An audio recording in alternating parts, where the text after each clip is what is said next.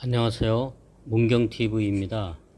문경TV는 유익하고 재미있는 국내외 경제 소식과 세계 여러 나라들의 독특한 문화와 자연들을 소개합니다. 오늘은 저 멀리 중남미에 있는 볼리비아라는 나라를 소개하고 볼리비아의 독특한 주택 전세 제도와 상가 임대차 계약에 대해 소개하고자 합니다. 볼리비아 부동산 임대 제도를 설명하기 전에 먼저 볼리비아가 어떤 나라인지 간단하게 소개하도록 하겠습니다. 볼리비아 하면 제일 먼저 떠오르는 것이 아마도 우유니 소금 사막일 것입니다. 세계에서 제일 큰 소금 사막입니다. 여기 오는 사람들이 인생 사진을 찍는다고 해서 처음에는 무슨 사진 한 장 찍는 걸 가지고 인생 사진을 찍는다고 하는지 이해하기 어려웠습니다. 그런데 막상 우유니 소금 사막 한가운데 서 있어 보면 정말 오기를 잘했다는 생각이 들게 됩니다. 이런 감동은 평생 잊을 수 없는 그런 느낌으로 남게 됩니다. 볼리비아는 남미 대륙의 가운데 위치하고 있습니다.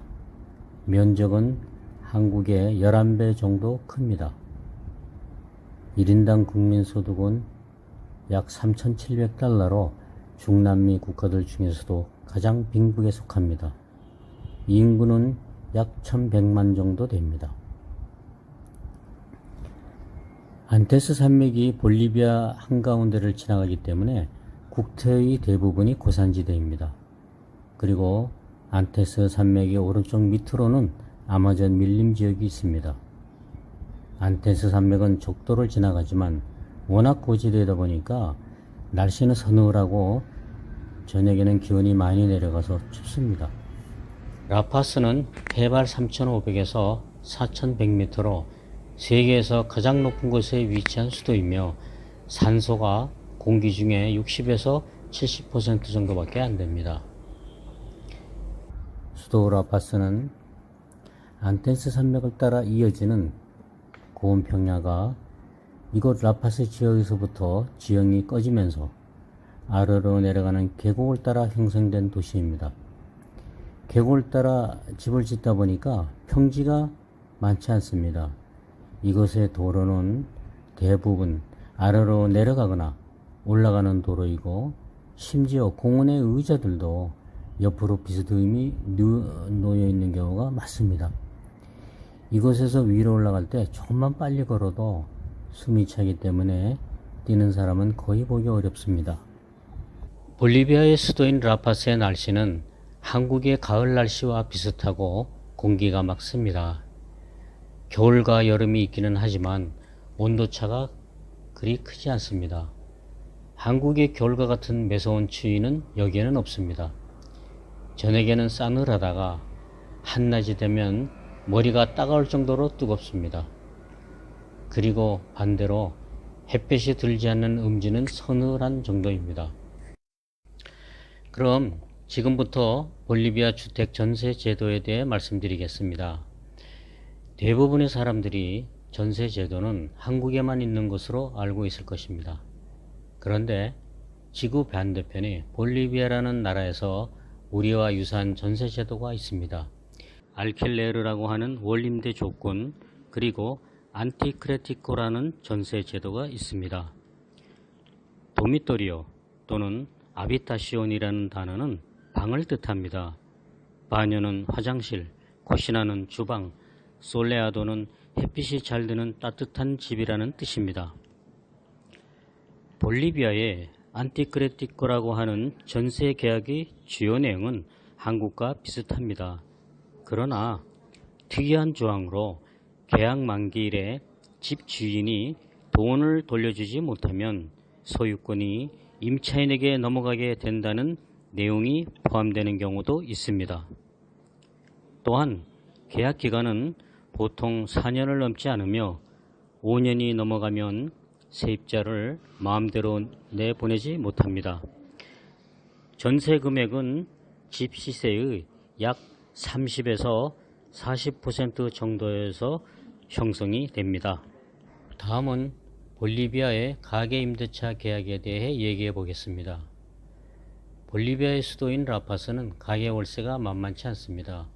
시내 중심가 가게들은 25평 기준으로 월세가 한국 돈으로 200에서 400만 원 정도 됩니다. 물론 그 이상 되는 것도 많습니다. 대로변 중심가 뒤편의 골목으로 가면 월세가 좀 싸긴 하지만 그래도 많이 싸진 않습니다. 점포수가 많지 않고 관공서나 외국계 회사들이 모여있는 소비도시이기 때문입니다. 코로나 이전에는 장사가 비교적 잘 되었습니다. 최근에는 코로나 때문에 장사하는 사람들이 많은 고통을 겪고 있습니다. 코로나가 처음 발생했을 때 상인들이 장사를 못하게 되는 기간 동안 임대료를 내지 않아도 된다는 법령이 올라가기도 했죠. 실제로 가게의 문을 닫은 기간 중에는 장사하는 사람들이 임대료를 내지 않고 있습니다. 볼리비아에서는 건물주가 임차인들을 에르마노 에르마나라고 부릅니다. 형제 자매라는 뜻입니다. 한 건물에서 5년 넘게 장사를 하면 건물주가 임차인을 마음대로 내보내지 못합니다. 10년 넘어가면 건물주와 임차인은 공생관계로 봐야 합니다. 수년 전 건물주인이 사망하자 상속인인 아들이 임차인을 나가라고 하여 소송이 붙은 적이 있었습니다. 재판 결과는 그동안 임차인이 낸 금액이 건물의 점포 가격보다 더 많이 지불했으므로 소유주는 임차인의 것이라는 판결이 났습니다. 주인이 뒤바뀐 것이죠. 가끔 비어있는 가게들이 있는데 월세는 비싸고 계약은 4년만 해주기 때문에 장사하는 사람들이 들어가기를 꺼리기 때문입니다. 건물주도 되게 돈이 많은 부자라서 점포를 비워놓고는 아예 해외에 나가서 사는 경우가 꽤 많습니다. 한국에서는 조물주 위에 건물주가 있다는 우스갯소리가 있죠. 여기서도 물론 건물주가 갑의 입장이 있습니다. 하지만 대체적으로 세입자와 함께 공생한다는 생각을 갖고 있습니다. 안 그러면 상인들한테 돌 맞는 경우가 생깁니다. 법이 있는데 그럴 수 있냐고요? 법은 있죠. 그런데 가끔은 고위관리가 지방에서 돌팔매 맞는 경우도 많습니다. 차관이 돌에 맞아 죽은 경우도 있었습니다. 지방경찰도 손 못 댑니다. 풀어갑니다마는 3년 전 한국의 여성 관광객이 볼리비아 잉카 문명의 발상지라고 하는 티티카카 호수에 태양의 섬에서 살해된 적이 있었습니다. 잘못하면 묻혀질 뻔한 사건이었습니다. 다행히도 현지 대사관의 끈질긴 노력 끝에 용의자를 잡기는 했는데 마을 주민들의 비협조와 재판까지 지지부진한 상황입니다. 실정법이 있음에도 오랜 마을의 전통에 따른 간수법이 있고 때로는 마을에서 결정하는 규칙이 더 우선입니다. 도무지 이해가 안 되는 일들이 일어나기도 합니다. 국가도 그렇고 사람들의 성향도 대체적으로 사회주의적인 성향을 보이고 있습니다. 사람들은 성격이 낙천적이며 장사를 하는 사람들도 느긋하게 앉아서 손님을 기다립니다. 사람들은 친절하며 길을 물으면 거절하지 못하고 자세하게 설명까지 하면서 가르쳐줍니다. 그런데 대부분 틀립니다. 자기가 아는 대로 열심히 가르쳐 주는데 차라리 모른다 그러면 되는데 너무 친절해서 반대로 가르쳐 주는 경우도 많습니다. 그래서 모르는 길을 갈 때는 몇 번을 물어봐야 합니다. 한국 사람들이 물건값을 깎자고 해도 대부분 안 깎아줍니다. 어쩌다 잔돈이 없으면 안 판다고 합니다. 1년, 2년 돈을 모아서 매년 2월 말경에 열리는 오르로 축제에 참가하는 것이 꿈일 정도로 축제를 즐깁니다. 매년 2월 말이면 라파스에서 2시간 정도 떨어진 오르로라는 곳에서 축제가 열립니다. 남미의 3대 축제 중 하나라고 합니다. 이틀 동안 열리는 이 축제 기간 동안에는 그야말로 온 나라가 축제 분위기로 깃들게 됩니다. 한 달 전부터 전국에서 축제 준비로 분주합니다. 그리고 오르로 축제 후에는 각 지방에서 자체로 축제가 열립니다.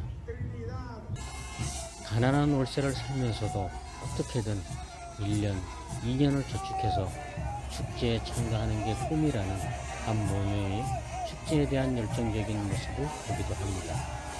제 스페인어 선생님입니다.